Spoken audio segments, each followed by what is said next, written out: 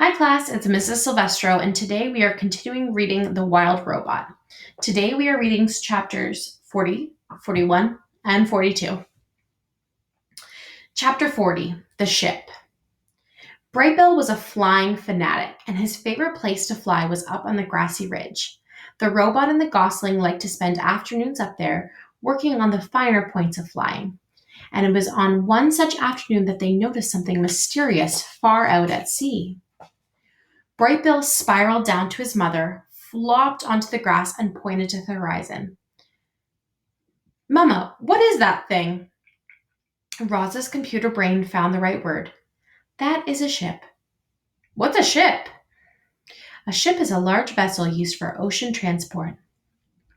Brightbill's face scrunched up with confusion. Used by who? I do not know. It was the first ship either of them had ever laid eyes on. From the distance, it looked as though they were moving slowly, but it was actually racing through the waves. From that distance, it looked as though it was small, but it was actually one of the largest ships ever built. The robot and the gosling watched it crawl across the ocean until it finally disappeared to the south.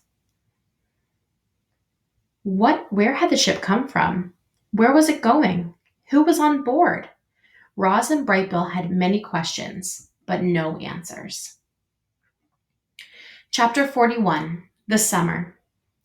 On clear summer days, Roz and Brightbill and Chit Chat liked to go exploring. They investigated the island's sandy southern point. They marveled at the rainbows that curved up from the waterfall. They surveyed the forest from branches of tall trees.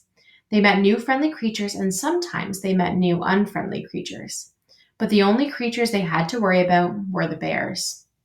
One time, they came upon a bear fishing in the river, and Roz whispered, "You know what to do."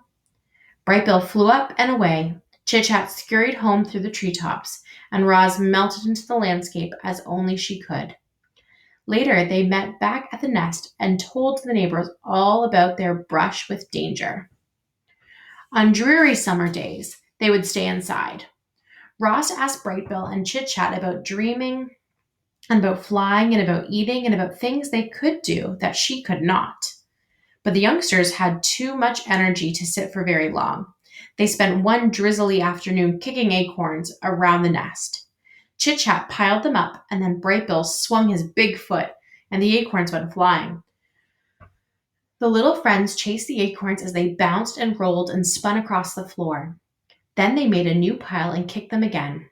Sometimes an acorn would bounce off Roz's body. Clang! And everyone would laugh and giggle together. Even Roz laughed. "Ha ha ha," said the robot, trying to act natural. On summer evenings, they would sit outside and watch fireflies twinkling around the pond. Then they'd lie back and gaze upon the darkening sky. "That big circle is the moon," said Chit Chat, "and those little things are called stars. And one time I tried to count them all, but I can only count to 10, so I just kept counting to 10 over and over, and I have no idea how many stars there are, but I know it's more than 10. "They are not all stars," said Roz. "Some of them are planets." "What's a planet?" said Chit Chat. "A planet is a celestial body orbiting a star." "What does celestial mean?" "Celestial means something that is in outer space." "What's outer space?" "Outer space is the universe outside the atmosphere of our planet." "What's the universe?" "The universe is everything and everywhere." "Oh, so the universe is our island." None of them would ever really understand the universe, including Roz.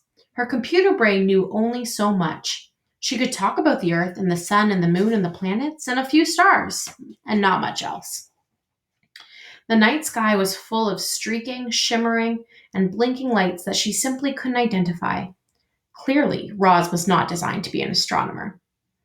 On dreary summer evenings, Roz and Brightbill would curl up together, just the two of them, and listen to the rain pattering on the roof of the nest.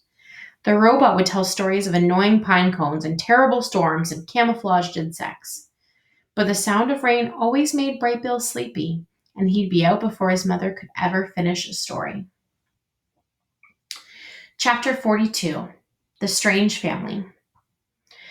It was a sweltering afternoon, and the heat had put everyone in a bad mood.